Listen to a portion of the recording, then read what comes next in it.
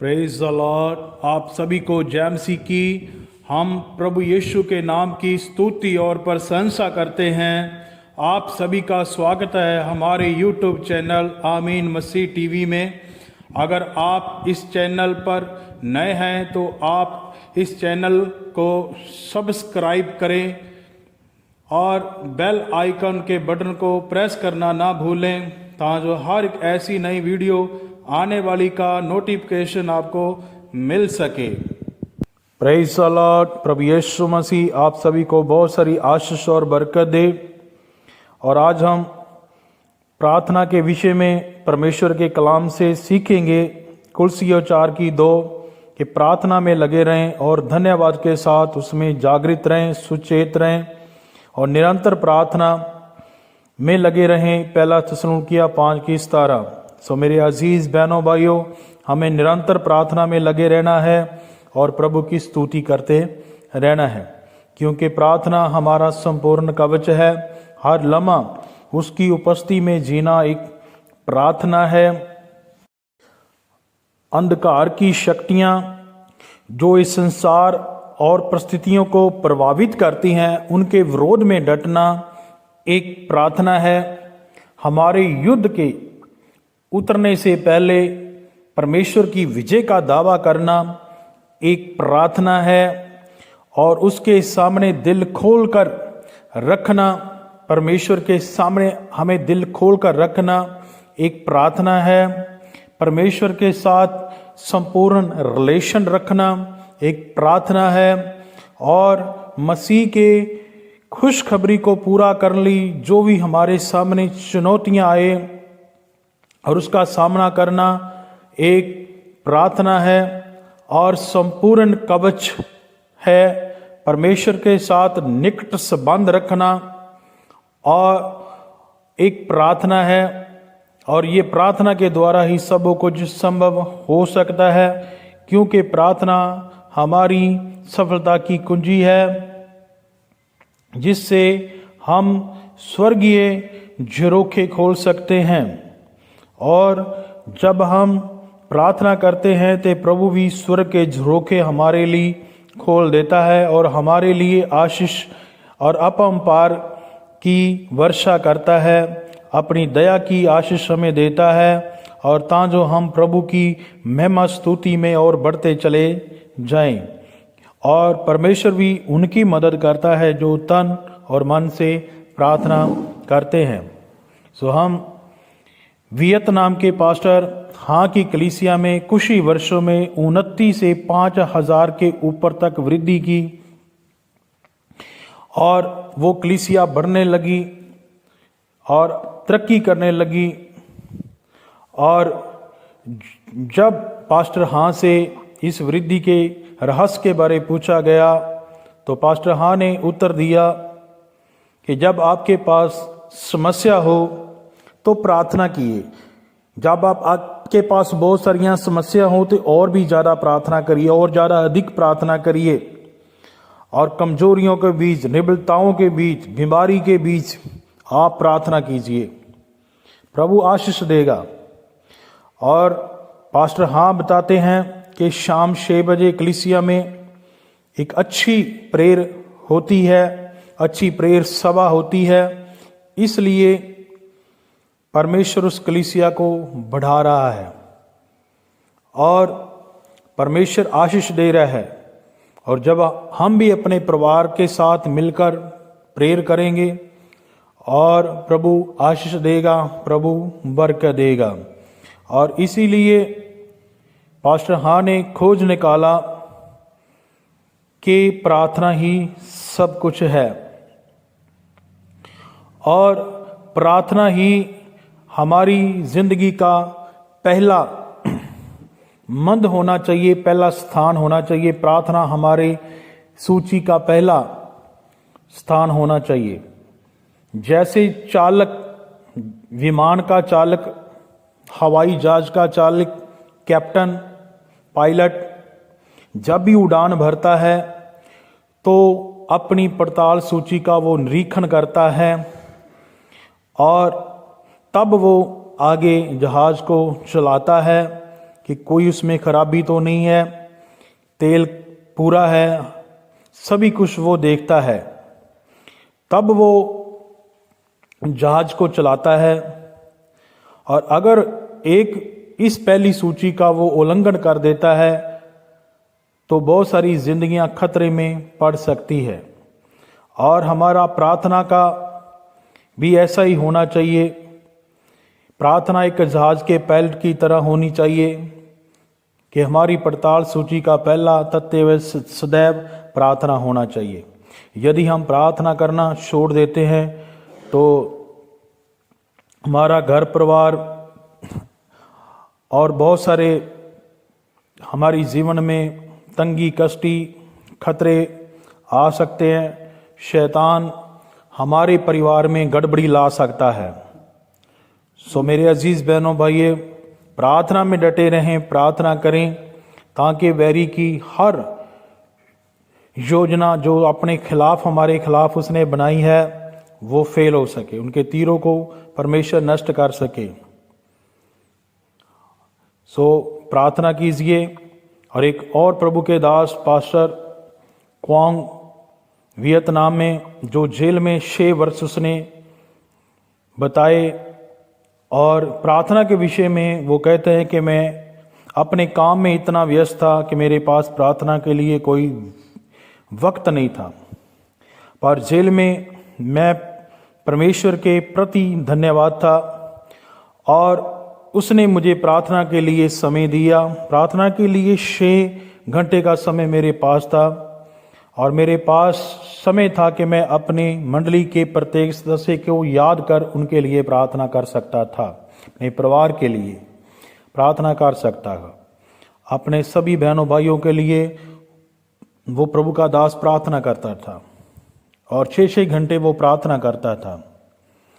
और प्रभु का दास कहता है कि इससे पहले मैं कलीसिया में सेवकाई तो करता था, लेकिन उसके पास समय नहीं था कि मैं उनके लिए प्रार्थना कर सकूं। वहां प्रार्थना करते मैंने परमेश्वर की वास्तविक उपस्थिति का ज्ञान प्राप्त किया।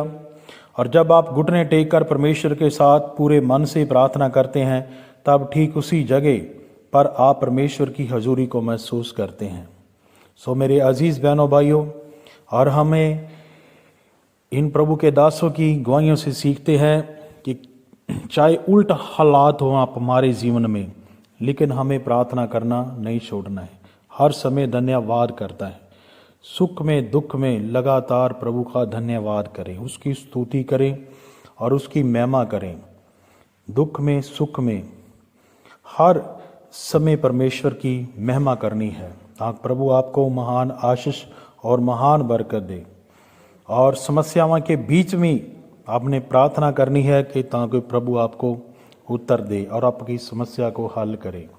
और जब बुरी दुष्ट आत्माएं आपके खिलाफ आए और आपके परिवार को प्रभावित करती है और उनके विरोध के डटने के लिए आपको प्रार्थना में जाना पड़ेगा और युद्ध के उतरने से पहले आपको विजय का दावा करना पड़ेगा कि हमारा परमेश्वर हमें बचा सकता है और हमें आशीष दे सकता है। और प्रभु के साथ अपना निजी संबंध कायम करिए। अगर रिश्ता बिगड़ चुका है तो आप प्रार्थना के द्वारा उस रिश्ते को कायम कर सकते हैं। सो प्रार्थना की मसीह धारणा पुराने निज में गहराई से जड़ जमाए हुए है। भजन संहिता में दाऊद ने कलीसिया की प्रार्थना की समृद्ध विरासत हमें प्रदान की थी। और दाऊद कैसे प्रेयर करता था, वो जंगल में प्रेयर करता था, प्रार्थना करता था और प्रभु के साथ अपना गहरा संबंध कायम करता था। और प्रभु के वचन में लिखा है कि दाऊद जब जब लड़ाई में जाता वो प्रार्थना करता था और एक भी लड़ाई उसने नहीं हारी और दाऊद हर लड़ाई में विजय हुआ। और जब उसने गोलियत को मारा, और ये परमेश्वर का वचन हमें बताता है कि उसका परमेश्वर के साथ अच्छा संबंध था, तभी परमेश्वर ने उसे सामर्थ दी और वो गोलियत को मार सका और जो गोफन से पत्थर निकला वो उसकी प्रार्थना का उत्तर था कि एक ही पत्थर से गोलियत को दाऊद ने चित कर दिया। सो हमारा प्रार्थना का जीवन मजबूत होना चाहिए ताकि हम जीत सकें और परमेश्वर की उपस्थिति में हम बने रहेंगे, तभी हम विजय प्राप्त करेंगे। सो हम प्रभु यीशु मसीह के जीवन के बारे में जब देखते हैं तो उनकी जिंदगी भी प्रार्थना से भरी हुई थी और प्रभु सुबह बहुत जल्दी उठ जाता था और प्रेयर करता था। मरकस 1:35। और वो रात को भी पहाड़ों पर जाकर प्रार्थना करता था। और प्रभु महान परमेश्वर का जीवन एक प्रार्थना से भरा हुआ था। सो मेरे अजीज बहनों भराओ, आप भी प्रेयर करें और यीशु के स्वभाव को अपनाएं और प्रभु आपको आशीष देगा, बरकत देगा। और जब हम प्रेरितों के काम में पढ़ते हैं कैसे परमेश्वर ने प्रेरितों को आशीष दी, बरकत दी, और 120 जने जब प्रेयर कर रहे थे तो किस तरह अद्भुत ढंग से पवित्र आत्मा उतरा और परमेश्वर की आशीष उन पर उतरी और प्रभु ने उनके द्वारा बड़े बड़े काम किए। और स्ताव के समय भी जब पतरस जेल में था तो कलीसिया प्रार्थना कर रही थी। अद्भुत ढंग से परमेश्वर ने पतरस को जेल से छुड़ाया। और जब पौलुस और सिलास भी जेल में थे तब वो भजन गाने लगे, प्रभु की स्तुति करने लगे। तब परमेश्वर ने उन्हें भी अद्भुत ढंग से जेल से छुड़ाया। सो जब हम प्रेयर करते हैं तो हमारे बंधन टूटते हैं और परमेश्वर हमें आशीष देता है। सो पुराने निज़म में हम देखते हैं कि कैसे दानियल को शेरों के घुरों में डाला गया और परमेश्वर ने शेरों के मुंह को बंद कर दिया और परमेश्वर ने दानियल को शेरों के मुंह से बचाया, क्योंकि दानियल का जीवन एक प्रार्थना का जीवन था। दानियल एक प्रार्थना का योद्धा था और वो एक दिन में 3-3 बार प्रेयर करता था। ये प्रार्थना की सामर्थ्य थी कि दानियल को शेरों के मुंह से परमेश्वर बचा सका, क्योंकि उसका जीवन परमेश्वर की हजूरी में बीता था। परमेश्वर के साथ उसका निकटी संबंध था। सो हम भी परमेश्वर के साथ अपना निकटी संबंध रखें और प्रभु हमें आशीष और बरकत देगा। और पौलुस बहुत सारी अपनी पत्रियों में प्रार्थना के विषय के बारे में लिखता है कि प्रार्थना में लगे रहें और निरंतर प्रार्थना करते रहें और हर हाल में धन्यवाद करते रहें और आत्मा में भरपूर रहें। जबूर, भजन, आत्मगीत गाकर प्रभु की महिमा करें और गाते बजाते रहें और परमेश्वर को धन्यवाद देते रहें। सो अपनी पत्रियों में बार बार वो प्रार्थना का जिक्र करता है और पौलुस का जीवन भी प्रार्थना से भरा हुआ था। सो जबेस प्रार्थना करता है कि है खुदा, अगर सचमुच तू मुझे आशीष दे और मुझे वैरियों से बचाए और मेरी हद्दों सरहदों को बढ़ाएं। और प्रभु के वचन में लिखा है कि परमेश्वर ने उसकी हर बात को सुना, उसकी प्रेयर को सुना और जो उसकी इच्छा थी उसे पूरा भी किया। सो मेरे अजीज बहनों भराओ, परमेश्वर हमारी प्रार्थना को सुनता है और उत्तर देता है। सो हन्ना ने प्रेयर की तो परमेश्वर ने उसे आशीष दी, उसके आंसुओं को देखा और अपनी कुप्पी में रखा और एक बेटे की आशीष दी और श्यामल नबी पैदा हुआ। सो जो टूटे मन से प्रेयर करते हैं, आंसू बहाकर प्रेयर करते हैं, परमेश्वर उन्हें आशीष देता है। अगर आप बीमारी में हैं, किसी तंगी में है, तो परमेश्वर आपको चंगा करने की सामर्थ्य रखता है। हिजकिय्याह राजा जब बीमार हुआ तो कैसे